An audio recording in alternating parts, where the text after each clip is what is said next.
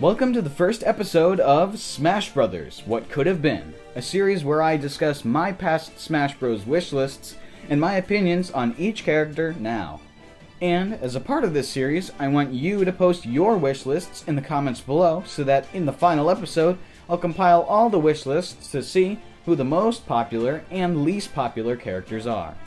For today's episode, my first wish list, Newcomer Predictions, uploaded on July 17th of 2013. Back then, we were all fresh with hype coming out of E3 2013. It was our first look at the game as well as the announcement of Villager, Mega Man, and Wii Fit Trainer. And in all that hype, I decided to make a newcomer wish list. What I remember about making this wish list is that it was very hastily made, but I'll get to that as I go through the characters. First off is Waluigi from the Mario series. I actually still stand by my choice of Waluigi to this day.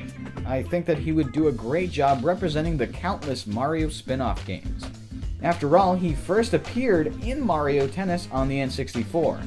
And additionally, later in Mario Power Tennis for the GameCube, he gained some unique abilities like swimming through the air and spinning around like a tornado, which could translate into a pretty unique moveset.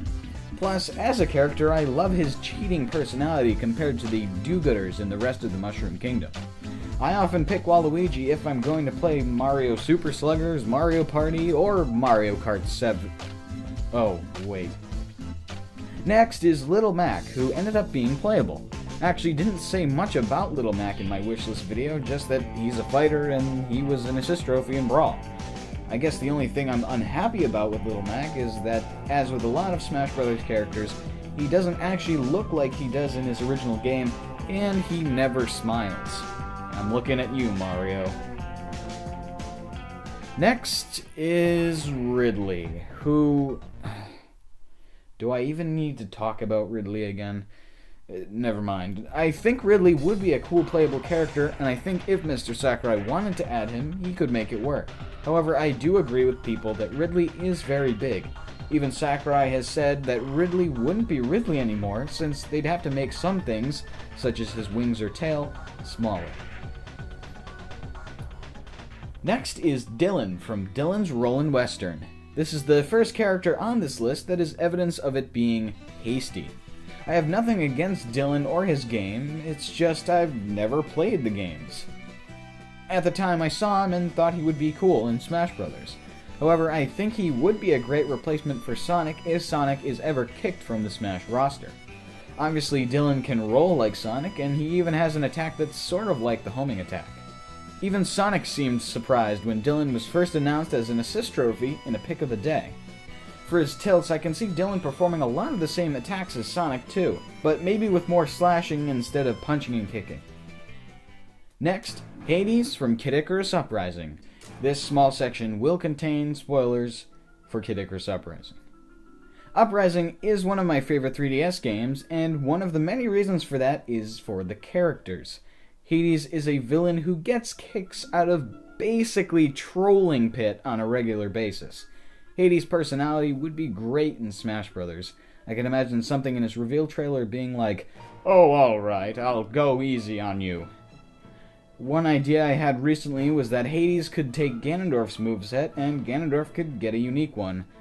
I mean, both characters are built similarly and are both evil, but that's really a topic for another day. I'd still love to see Hades playable, but one interesting thing that would prevent Hades from being playable is that it seems Smash Brothers follows Kid Icarus canon. In Dark Pit's Palutena's guidance, Pit mentions the defeat of Hades, so maybe Hades couldn't be playable since, you know, he's dead. Hey, it's Batu!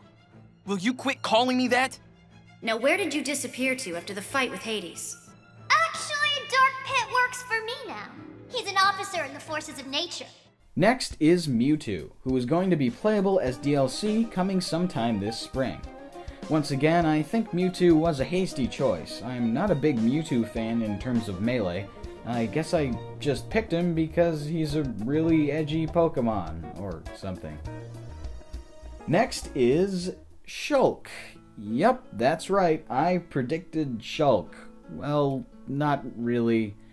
Not at all, actually. I don't even remember why Shulk was on this list. This was before I knew anything about Xenoblade Chronicles. At this point, Chugga Conroy hadn't even revealed his Let's Play of Xenoblade. I think I had been looking around for potential newcomers, found Shulk, and thought he looked cool. I actually specifically remember looking up gameplay of Xenoblade Chronicles, finding the opening level where you play as Dunban, and thinking that Shulk must be some stupid side character that someone wanted to be playable for some reason.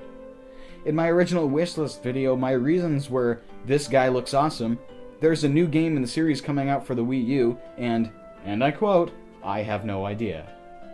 Next is Professor Layton, another hastily added character since I've never played a Professor Layton game.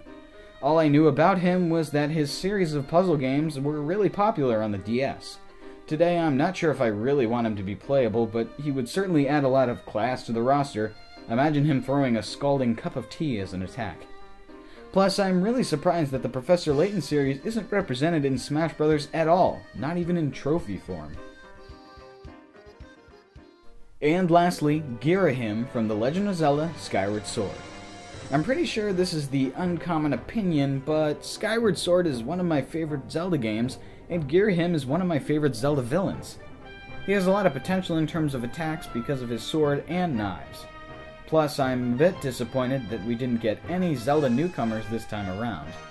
No matter how much I want to see Ghirahim playable, however, I think it's unlikely that he will be unless he returns in a future Zelda game. Looking at villains like Aghanim, Zant, or Majora, it seems unlikely. So anyway, what do you think of these characters? Do you want any of them to be playable? Do you think any of them should never even bother to show their faces in the Smash series? Remember to leave your wish lists in the comments below, and I'll see you guys next time in the next episode of Smash Brothers: What Could Have Been.